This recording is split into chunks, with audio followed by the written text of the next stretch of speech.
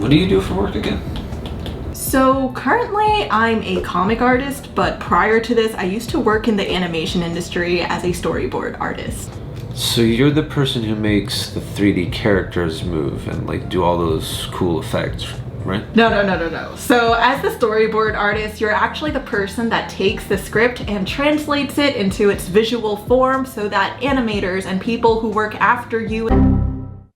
So today I'm going to walk you through all of the full-time 9-to-5 art jobs I worked as an artist, and this is actually a part 2 to a part 1 where I walk through all of the art internships I ever had, so check out that video down below. But to spice things up today, I'm also going to rate all of the jobs I had so that you can also gauge if some of these art careers may or may not suit you, so stay till the end of this video to know my honest rating. Anyway, without further ado, after I first graduated, my first full-time art job was a storyboard revisionist at Glen Productions / Netflix on Trash Truck, and the way that they found my portfolio was actually through LinkedIn, so don't sleep on that site if you think it's not relevant for artists.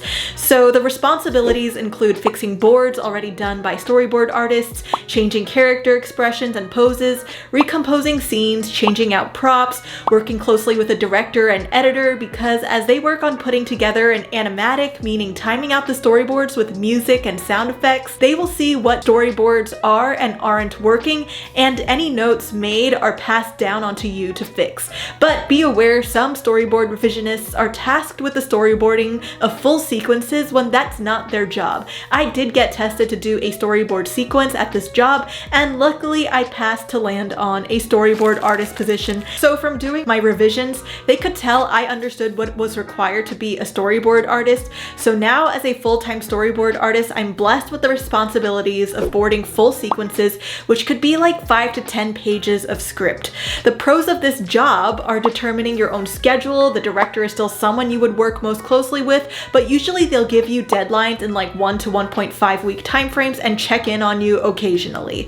Obviously, not all storyboarding jobs will be like this, but it's the most flexible one I find from the jobs I mentioned in this video. But be aware, some board artists are tasked with doing full-on animatics and timing when that's not their job. After working at Glen Productions, I migrated over to Arlo the Alligator Boy at Titmouse Animation, which was still a Netflix production, but done at the Titmouse studio. And then Arlo was adapted to a TV show from the original film, so I then worked on that as a storyboard artist and writer, which I'll explain next. So this is a job that anyone who both likes writing and stories and drawing would probably like doing in animation. There are 2 types of storyboards in this world, which are script-driven or storyboard-driven. I've been lucky to work on a variety of these, but I Heart Arlo the series was very specifically board-driven, meaning that the board artist also had to write out the episodes based on the premise / brief paragraph of the idea. So you do get to team up with a board partner to write out the outline or script and implement any of the key things that the directors and showrunners wanted in it. The main difference is that there's an extra layer of work, which is sitting down, writing what's going to happen, and also receiving feedback on the script itself. But having this position in your resume can be great for future roles like directing, publishing, or, you know, making your own projects. So after this job at Netflix ended, I also did work at another very short-term storyboarding role back at Titmouse Animation for an adult comedy show. All I'll say is that I'm not really sure how I feel about adult comedy. The style to me is just Moving on, my next role was an assistant director at Tonko House at Oni, and I started off as a storyboard artist, then got promoted into an assistant director, which I would say is kind of like a glorified storyboard revisionist, artist, writer smashed into one, and this isn't even the full-on director position. So from my experience as an assistant director, other than the things I mentioned in the previous job, some of the key responsibilities that stand out are assigning storyboard sequences for artists and sitting in on animatic sessions to review episodes, and sometimes as the assistant director you might also have to do revisions on the spot and know which revisions to save for a board artist to do later. You might also sometimes have to sit in on meetings to brainstorm ideas for the story, but overall my time here at Tonko House was probably one of the more fulfilling 9-to-5 jobs I've had, but I'll reveal how I truly rate this job by the end of this video. So after Tonko House, I actually storyboarded on another show at Skydance Animation, in which I have no idea when it's coming out, but all the responsibilities pretty much remain the same.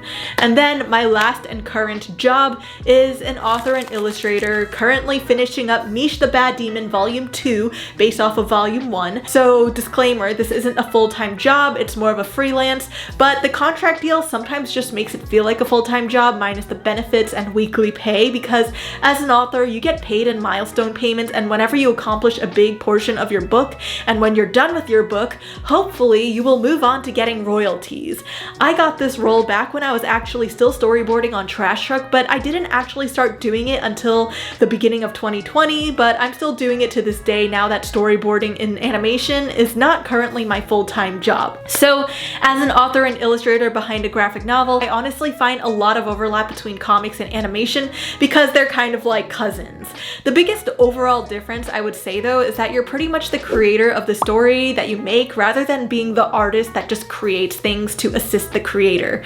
And also there's nice perks with books like book signing events, tickets to big conventions, seeing your book in multiple languages, and goodies based off of your book. So finally, the ranking. So before y'all think I'm going to be bashing on the studios and companies themselves, I'm not. This is not what this video is for. This is for education, and I'll be ranking on the job positions themselves based on work and life balance, creative freedom, does it pay well, is it fun, the impact you feel like you left, and the overall average. So as a storyboard revisionist, the work-life balance I will ultimately rate a 4 out of 5 because you're pretty much doing nothing a lot of the times and you just get on call for revisions. Those are the times where suddenly out of nowhere you will get work to do. And then for creative freedom, I'll give it a 1 out of 5 because you're literally doing nothing other than what you're instructed to do. Does it pay well? I would say 3 out of 5. It pays well and fine. It's a good entry-level job, but not the best compared to the other jobs I know of.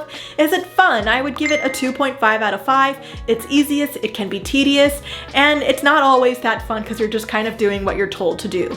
The impact I would say is 3 out of 5, and average stars 2.7 out of 5. So note that this might sound low, but 2.5 is half of 5, so that's the 50% mark. So I honestly will say that this is half and half.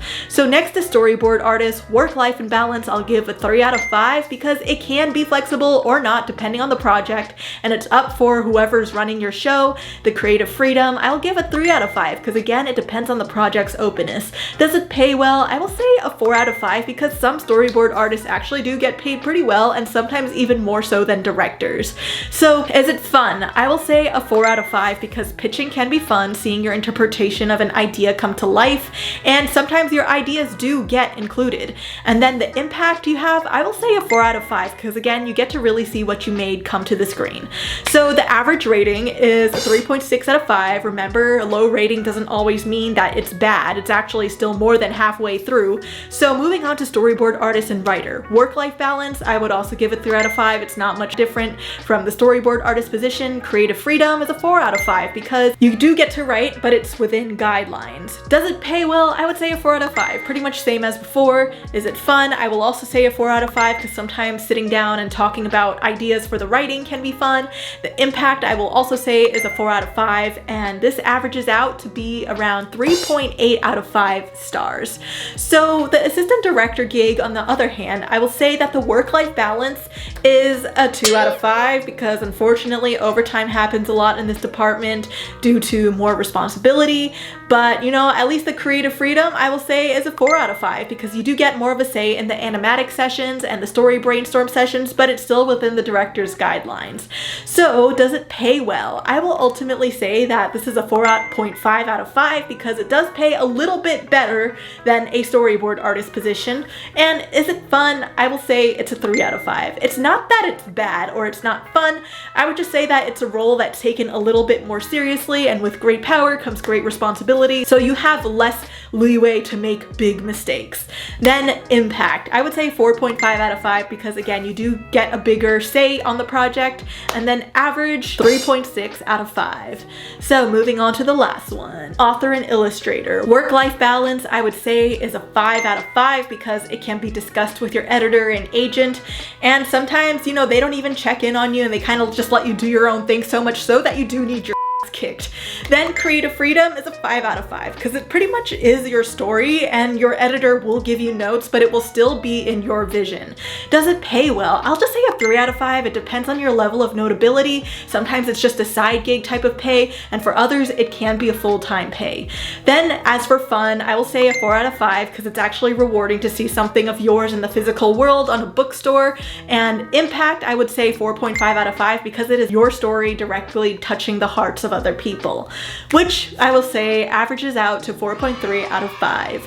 So if you are someone who cares about the values and prerequisites I mentioned, in order this comes out to be author and illustrator, storyboard artist / writer, storyboard artist, assistant director, and storyboard revisionist in terms of how I would rank these art careers from probably best to probably still good. So ultimately these are based on my personal reflections of what I find fulfilling in an art career. So maybe if you want an art career that is the total opposite of my values, then you can just read this list backwards. Honestly, I find it kind of interesting that the more I'm able to do my own thing, the higher rank the role. Whereas anything I had to adhere to someone else's direction more kind of ranked lower. Just remember that a higher the job position doesn't always equate to more fulfillingness.